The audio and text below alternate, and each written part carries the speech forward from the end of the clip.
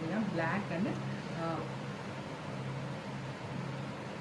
Black and red combinations.